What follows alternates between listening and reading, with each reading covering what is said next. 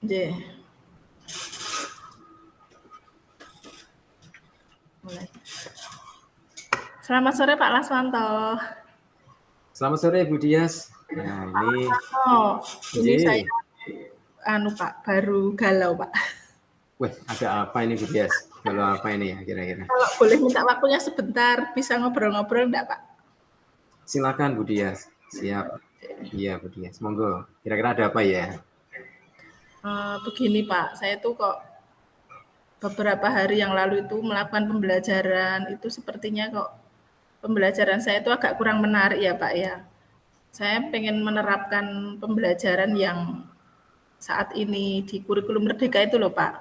Tapi saya itu masih bingung bagaimana melaksanakannya tentang pembelajaran yang diferensiasi itu loh Pak. Saya itu masih bingung nanti saya mau saya apakan gitu. Soalnya kemarin waktu saya menjelaskan materi bilangan itu anak-anak masih belum paham. Apalagi ini di kelas 2 materinya itu sudah agak sulit. Jadi sudah sampai ribuan bilangannya. Jadi saya tuh gitu. saya bingung Pak. Saya galau gimana ya Pak ya. Biar murid-murid saya itu bisa paham gitu loh. Oke, gitu. Baik Bu Dias, jadi kalau saya tangkap dari apa yang Bu Dias informasikan ini tadi, Bu Dias merasa ada kebingungan untuk melaksanakan pembelajaran yang menarik, yang siswa juga senang untuk mengikuti pembelajaran. Kira-kira seperti itu Bu ya? Nggih Pak. Dengan juga ingin melakukan pembelajaran yang sesuai dengan kurikulum Merdeka, yaitu pembelajaran yang berdiferensiasi ya Bu? Iya betul Pak.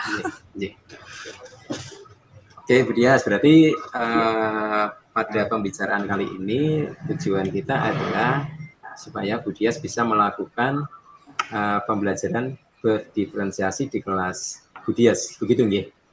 Ini tujuan pembicaraan kita. Iya Pak Laswanto. Kalau boleh tahu Bu Dias, sebelumnya Bu Dias memakai dengan model yang tentunya belum berdiferensiasi ya Bu Dias ya? Ya sepertinya belum Pak. Kalau yang pembelajaran berdiferensiasi itu seperti bagaimana Bu Dias? Ya kalau sepengetahuan saya, pembelajaran berdiferensiasi itu pembelajaran yang kalau secara teori ya Pak, itu pembelajaran itu bisa merespon semua kebutuhan siswa. Entah dari kesiapan belajar mereka, dari minat belajar mereka, dari profil belajar mereka. Nah, itu kita bisa merespon itu. Seperti itu kalau pembelajaran berdiferensiasi, Pak. Kalau secara teori seperti itu yang saya ketahui. Oh gitu. Oke, berarti dalam pembelajaran berdiferensiasi ini nanti bisa merespon akan kebutuhan siswa ya Bu ya? Betul Pak. Iya seperti itu. Kebutuhan siswa itu bisa bagaimana Bu Dias?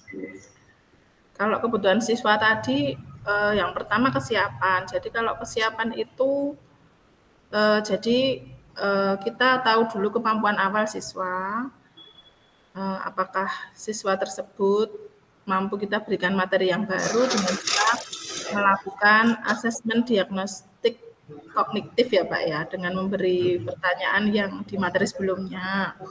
Dan kalau di profil belajar itu melakukan asesmen awal Pak. Jadi saya memberikan angket ke anak itu nanti ada instrumen anak mengisi.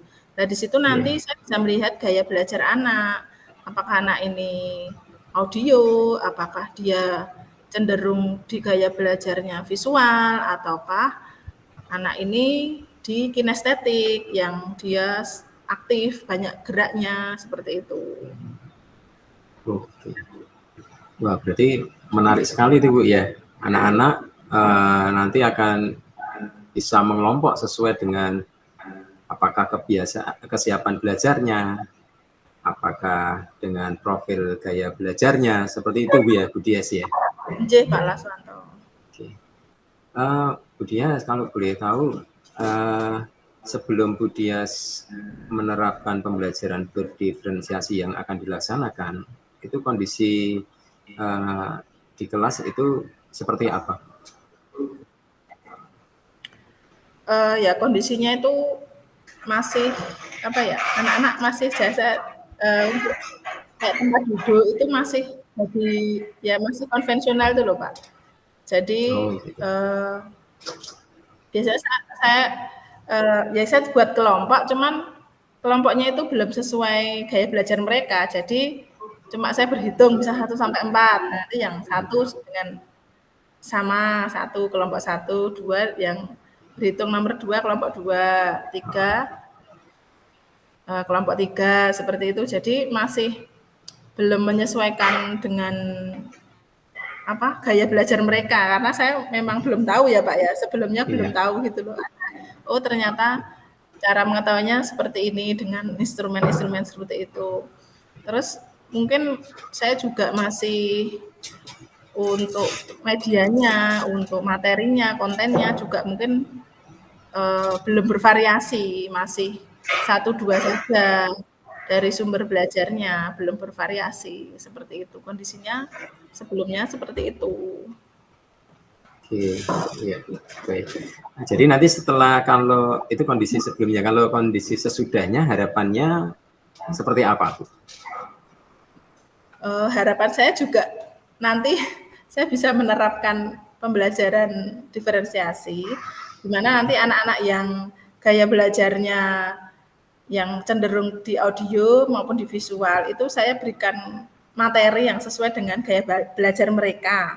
Misalkan kalau Iya. yang di visual ya saya perbanyak gambar-gambar, kemudian video juga, kemudian teks-teks seperti itu. Kalau anak-anak yang apa namanya, yang audio nanti rencana saya akan merekam suara saya sendiri nanti jadi saya dari materi bahan ajar itu saya baca kemudian saya rekam di HP atau di Iya. laptop dan nanti anak-anak bisa menggunakan Iya. headset gitu rencana seperti itu Betul. harapannya nanti juga anak-anak bisa menerima materi jadi Iya. anak paham materi dengan Iya. sesuai gaya belajar mereka gitu loh Pak. Oke. Baik sekali itu, Bu Dias. Berarti kelihatannya sudah tidak ada kebingungan dari Bu Dias ini kalau saya melihat. Ya ini sudah mulai ada pencerahan Pak. Oke, Bu Dias. Ya, baik Bu Dias. Nanti rencana dari Bu Dias itu akan melakukan pembelajaran berdiferensiasi itu kira-kira Bu Dias akan melaksanakan kapan ya? Dan di kelas berapa ya Bu Dias? Rencananya saya saya di kelas 2 nih Pak, di kelas bawah. Terus rencananya mungkin minggu depan Bapak karena pas ada supervisi juga. Jadi minggu depan nanti saya berencana melakukan pembelajaran berdiferensiasi. Kan merancang Ya. pembelajaran tersebut rencananya seperti itu. Oke, baik Bu Dias. Bu Dias ini mungkin kan sesuatu yang baru ya bagi Bu Dias juga ya akan menerapkan rencana tersebut ya Bu Dias ya. Nggih. Nah ini kira-kira ada enggak dari teman sejawat atau mungkin Bapak atau Ibu Kepala Sekolah yang akan terlibat di dalam persiapan maupun pelaksanaan dari pembelajaran berdiferensiasi yang akan Bu Dias lakukan? Pastinya ada Bapak, karena kita kan masih tahap belajar, jadi saya perlu banyak saran masukan dari rekan sejawat saya. Kemudian saya pernah jadi teman saya sudah ada yang pernah mempraktekkan, tapi beliau itu saat itu memang ada akreditasi dan pas yang dipilih di kelas atas itu juga pas kurikulum merdeka. Dan sepertinya teman saya itu sudah melakukan pembelajaran berdiferensiasi lah. Mungkin nanti saya akan meminta teman saya untuk melihat rancangan pembelajaran yang sudah saya buat, apakah sudah sesuai dengan konsep pembelajaran berdiferensiasi. Dan kalau kepala sekolah yang pastinya nanti tetap ketika supervisi beliau pasti akan melihat pembelajaran saya dan nantinya saya pun juga pasti akan diberikan umpan balik nggih Pak. Artinya apakah pembelajarannya sudah bagus atau masih ada kurang di sini, di situ lah itu nanti juga akan menjadi perbaikan untuk saya ke depannya gitu Pak. Baik, Bu Dias. Bagus sekali ya. Jadi sudah ada nanti kira-kira teman atau pimpinan sekolah yang akan terlibat di dalam rencana yang akan dilaksanakan Bu Dias ya, Bu Dias. Nggih, Bapak. Bu Dias, kalau misalkan dari apa yang akan direncanakan Bu Dias itu, kira-kira ada kendala apa yang nanti akan, apakah kira-kira ada kendala yang dihadapi ketika melaksanakan? Gini Pak, kalau ini saya belum melaksanakan, cuman saya ini, jadi ketika saya merancang itu, saya pernah ngereng-ngereng ya Pak, artinya, wah gini-gini. Nah, itu saya tuh ada kesulitan di ini Pak, di gaya belajar kinestetik. Nah, itu saya kesulitan memberikan konten materi ataupun dalam bentuk produk. Kalau yang audiovisual itu kan produknya biasanya saya wujudkan dalam LKPD. LKPD-nya itu nanti rencana juga berbeda-beda gitu. Nah, nanti itu pas di apa namanya?